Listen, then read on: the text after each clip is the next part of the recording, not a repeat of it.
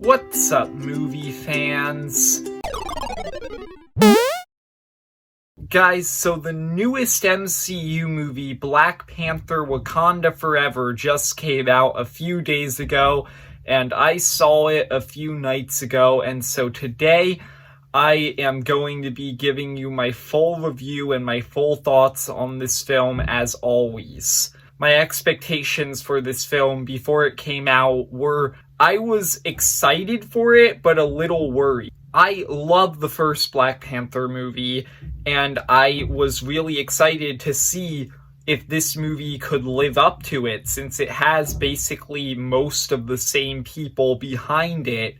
However, I was a little bit worried about the movie, since this movie was obviously put in a terrible situation where they lost the lead actor of the film after they had basically already completed the entire script, and they had to rewrite and redo a bunch of plot points in the movie. So I was very worried about how this movie was going to turn out in the end because of all of the stuff that they had to redo in the story. So, what did I end up thinking of this movie? I'm gonna give you everything I liked about it, everything I disliked, and then my final thoughts as always.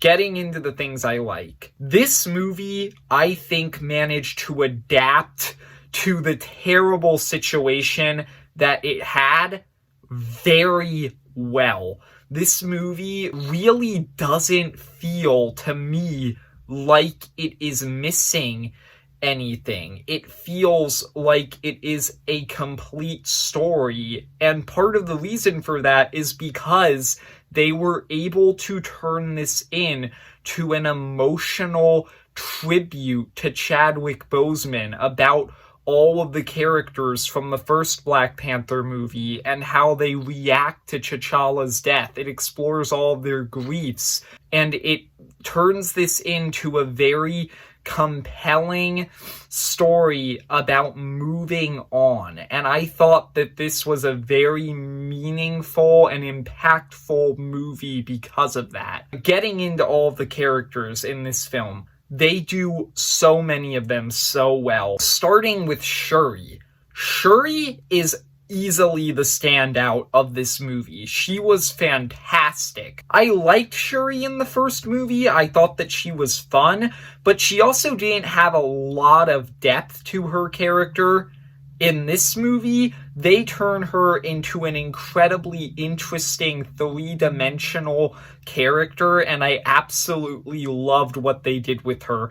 Letitia Wright's performance is great, and the way that they explore Shuri's guilt and her anger and her depression after T'Challa's death, and they have her learning to move on throughout the movie, I just thought that it was very well done and very emotional, and I thought that Shuri was just a fantastic protagonist in this movie. Moving on to some other characters from the first movie who were also done very well here, Ramonda, T'Challa and Shuri's mother, was surprisingly great in this movie. In the first movie, Ramonda didn't really have a lot to do, and I always felt like she was a wasted character.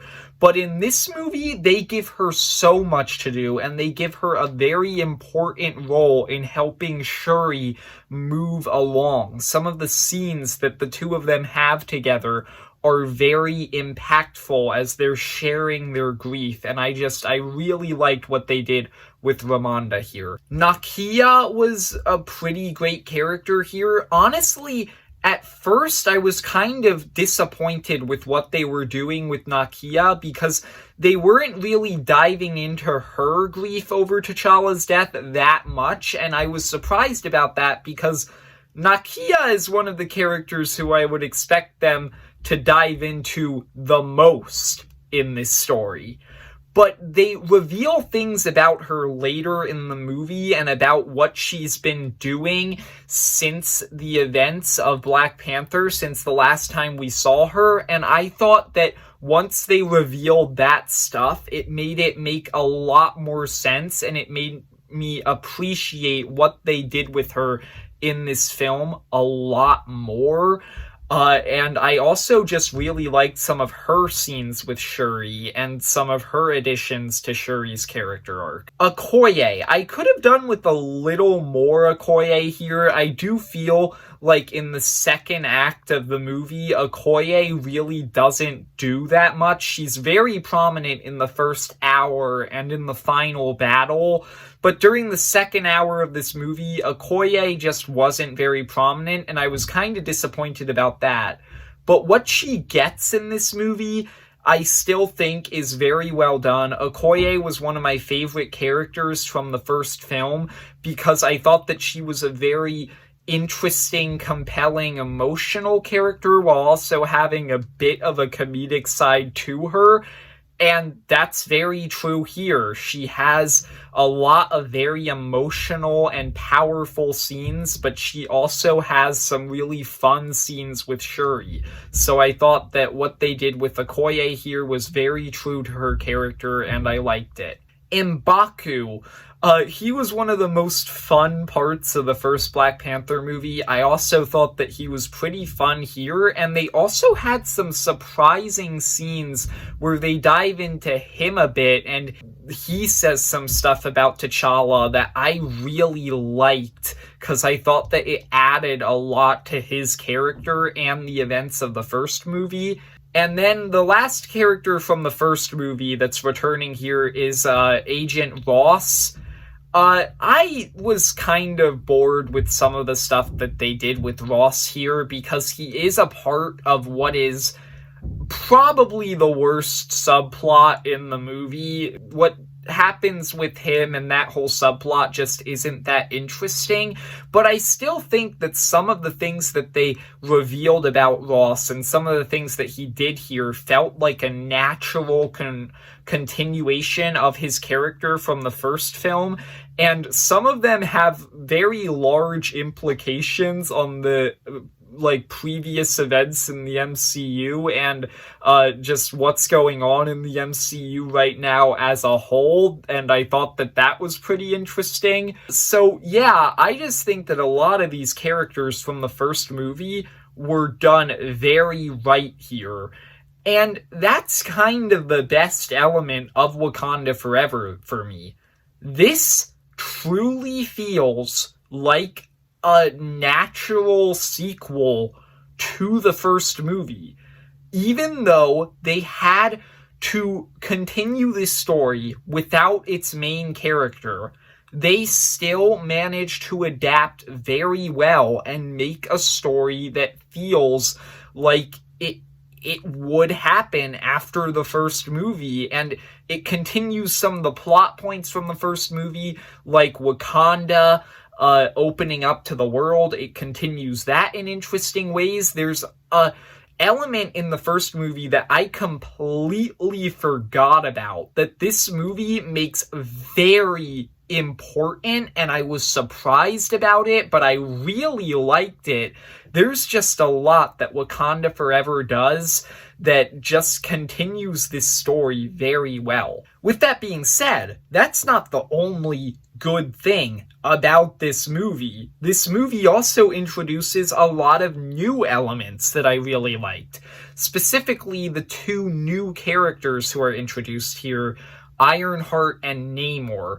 Ironheart, I thought, was a very fun character here. She fit into this story very organically, which I was happy about because I was kind of worried that she wasn't gonna fit here. But how she fits into this story felt very natural, and she just had this, energy that just really enhanced the movie every time she was on screen. I thought that she was very fun.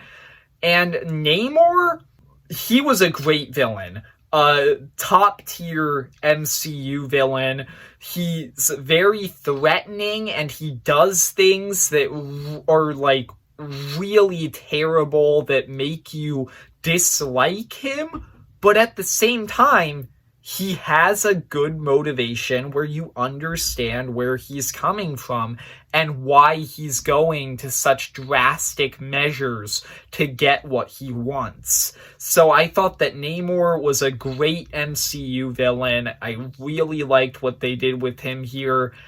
Honestly, I think it's safe to say that at least with the movies, maybe not with the shows, but with the movies, the MCU villain problem is a thing of the past. This is the 6th MCU movie in a row where I have loved the main villain. Just, Namor is great here, and just MCU villains in general in recent years have been great. And the final thing that I really liked about this movie were the action sequences and the special effects were great here. And I was happy about that because I was kind of worried that they weren't going to be. The first Black Panther movie, it's widely considered to have some of the weakest effects in the MCU. And recently, MCU movies have been kind of hit or miss when it comes to special effects. So I was a bit worried about this movie, but it looked fine to me. And some of the action here was fantastic. Specifically, the final battle I thought was great. So that's everything that I liked about Wakanda Forever. There's a lot. Moving into some of the things that I disliked, once again, the subplot with Agent Ross is very boring and very tedious to me.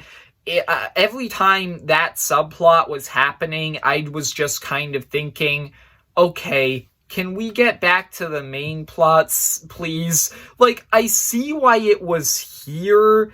I very much understand that it's probably essential to setting up a sequel for this movie, but I definitely think that there was a more organic way that they could have fit that subplot into this film. Besides that, I also think that the second hour of this movie at times can be a little bit boring and uninteresting. I think that the first hour was a great start. The last 40 to 50 minutes were phenomenal, a great end.